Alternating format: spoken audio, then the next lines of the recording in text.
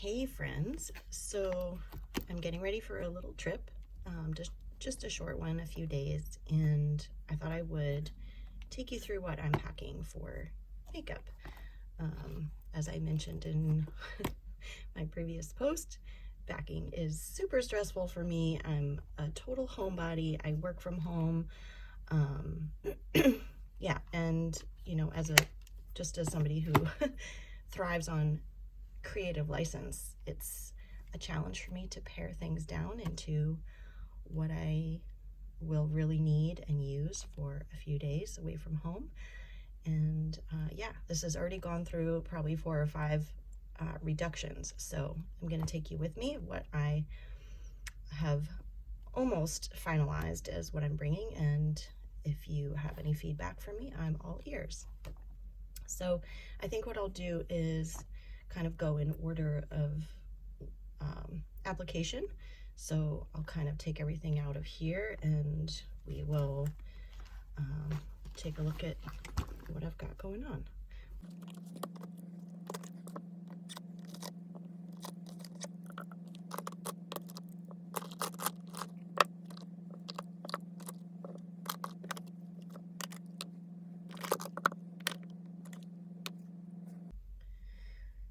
Okay, so here's what I have for like base. It's definitely too much. I would like to pare down something, but hence this video and its challenges. So what I can't do without is the Auric Glow Lust. That's my tried and true base. Everything behaves with it. It does a nice job of evening out my skin tone. It just is my absolute favorite product. So if you took everything else away here, you could just leave me that one and I'd be happy. So that's staying. For complexion, what I'm finding is tricky is like the difference between the I guess the coverage and the shade match. So some things that I really wanted to bring were either not the right shade match or like didn't get along with the other products, or I ended up blending. So I don't want to have to bring 2 of one thing just to get it to match my skin. The other criteria are like it can't be like, this is the biggest, most breakable thing that I want in here. I don't want things that are gonna, you know, take up a huge amount of space or be really fragile, and they can't have a really strong smell. My husband and I are, you know, having a little getaway, and he doesn't like a lot of the way that the luxury makeup smells, that kind of powdery cosmetic smell. So lots of criteria to meet. The Rose Ink Concealer is a nice full coverage. This is the shade 050, and it's almost a good match. So I still have to sheer it out, but it does have a nice brightening effect on me, this shade at least. So I'm kind of bringing that for like mixing in with the Auric. And then the Kosas is, this is 06 Olive. This is a better shade match for me. And I kind of use it as like an all over, I don't know. It's a better shade match for me than the foundation is. So I'm kind of bringing that instead of. The Merit is not a perfect shade match for me. None of their things are. This is Sand. But it does have a little bit of like a peachy tone to it. So it's nice under the eyes, but it seems to only work really well with its brush. So it blends in really well with its own brush, but it doesn't work that great with other brushes. So they're kind of like a pair here, a group effort. This is the LYS sample in MN5, and it actually is a pretty good shade match for me right now. I'm at my palest of pale winter skin. For those of you who don't know, I'm a medium olive skin tone, so shade matching can be really tricky. And it's nice and dewy. It's still like a little bit peachy, but once it blends out, it's nice. But under the eyes, it doesn't have great coverage, so I can't really double it as a concealer. So that's just another sort of mix-in foundation. Here's the blender cover, Monica Blender Beauty. This is an olive shade, 4.25, and I actually really love this, but it's just a hair deep for me right now. I wish I could, like, I don't know, I end up just kind of shearing it out because the undertone is right for me, but it's just a little bit deep. And it has more coverage than the Sneaky Balm, so I can kind of use it almost like to spot conceal, but the texture is really nice. For my dry skin, it is nice and emollient without being too tacky. So I really like that. I feel like it's a dependable kind of product to bring. This is just lip balm because everybody needs a good lip balm. Yeah, so the Sneaky Balm, the Salt New York Sneaky Balm, I just made a quad to bring. This is shade 10, and it's like a great match for me right now. It's just perfect. The only issue that I have is that it doesn't have a lot of coverage. So even though I put it under my eyes and I can kind of put it anywhere and it evens out my skin tone and leaves a beautiful finish, I love this Sneaky Balm. It just doesn't give me enough coverage on like some of my hyperpigmentation spots or my dark circles. But I can use it, this plus this as like a nice base, and then I can go in with a little bit more coverage in areas that I need. Yeah, for example, like with these two things. So this is the Charlotte Tilbury color corrector in medium 2, and yeah, it just does a nice job of covering up dark circles.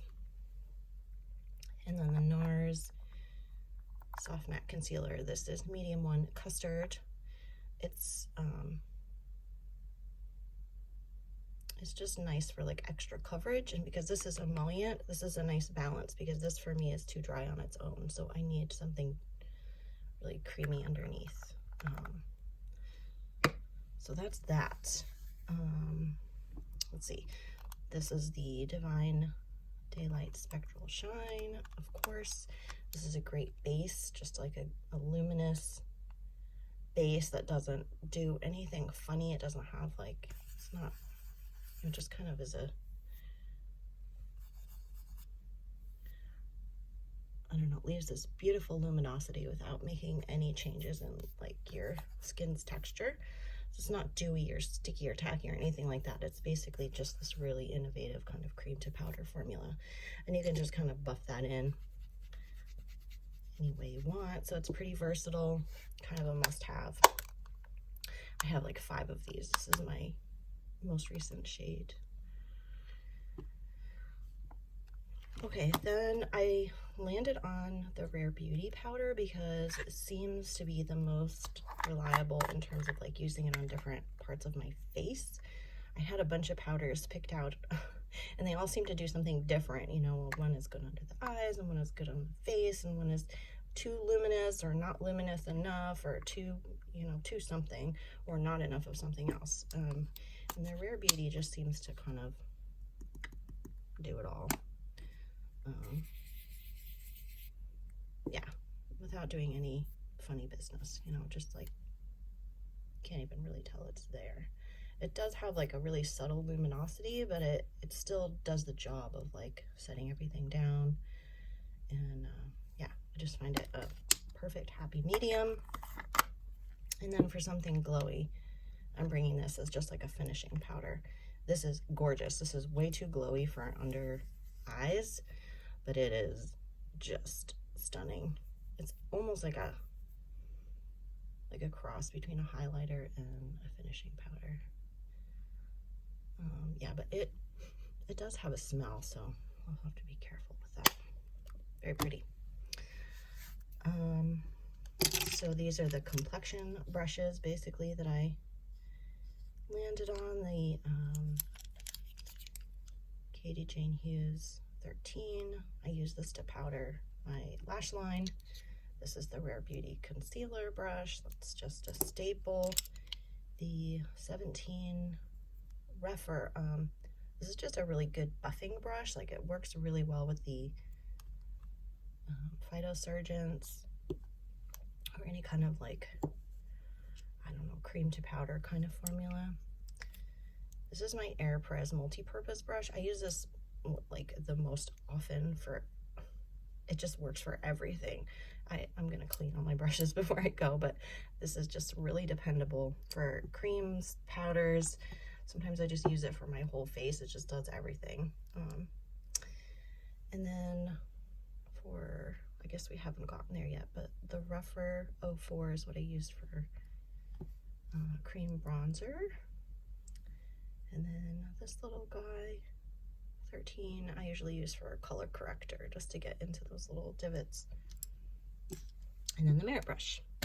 So that's Complexion. I'll just move all these over and we can get to the next thing.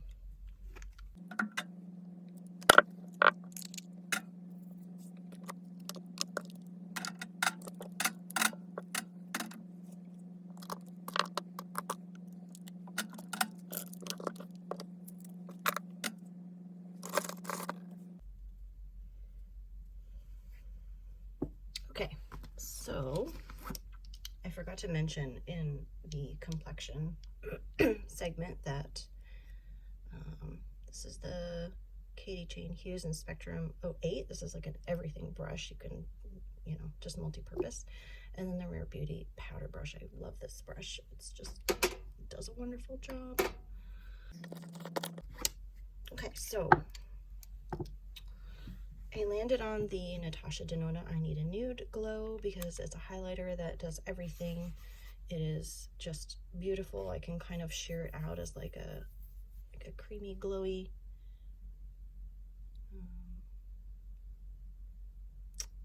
I don't know, it's just beautiful, and it doesn't have the glitter chunks in it that I don't like at all. It does a lovely job on the Cupid's bow, the inner corner. You know, you can use it as an eyeshadow. Just does a really beautiful job. It's like a nice, hardworking, buildable kind of highlighter. So that's that. The Salt New York, of course, again, as I mentioned. So that's the Sneaky Balm 10. This is the Radiant Beige, which is in the same way that the Natasha Denona is, just like a really hardworking, beautiful, luminous, like highlighter balm, and it does like kind of dry down. I don't find it tacky myself, so I use this under, you know, under or with complexion products really often, and it's just beautiful. So that's a nice, like, versatile highlighting cream. Yeah, those are colors. So that would be, I guess, sort of, this one's sort of next, like the NARS bronzer in Punta Cana. This is just like a really versatile shade. I use it, you know, kind of just as a solid base. But then there's the Salt New York in Cocoa, which for me, I can kind of use this as like, I don't know, a bronzer or a blush or a contour. It just kind of like gives the right amount of depth to the skin in kind of any way that you use it, because then once you put blush on it, it's like, you know, it gives this beautiful shade gradient. So it kind of responds to your own skin color, but also what other colors you put with it.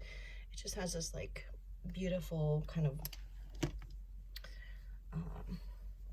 responsive shade to it. I don't know, I just find it remarkable. I use it on my lips too, so that's Cocoa, and she's wonderful.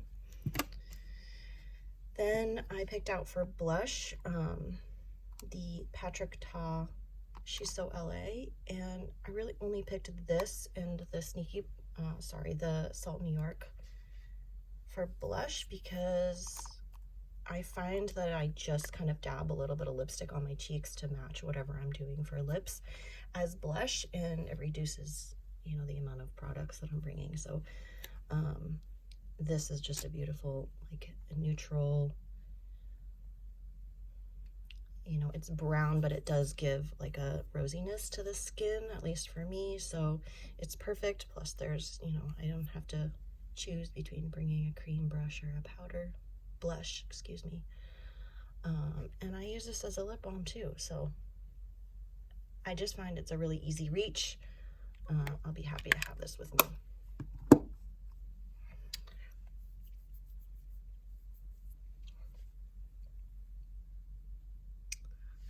If you see Fluff, it's just my kitty walking around. Yeah, so highlighter brush, blush and bronzer. This is an Eco Tools, and then a cream product like blush and cream bronzer kind of brush. That's the 03. It's like a stippling brush. Yeah, so I guess for like color complexion stuff, I brought less. I had a much harder time with the like concealers and foundations. Yeah, so we'll move this over and on to the next thing.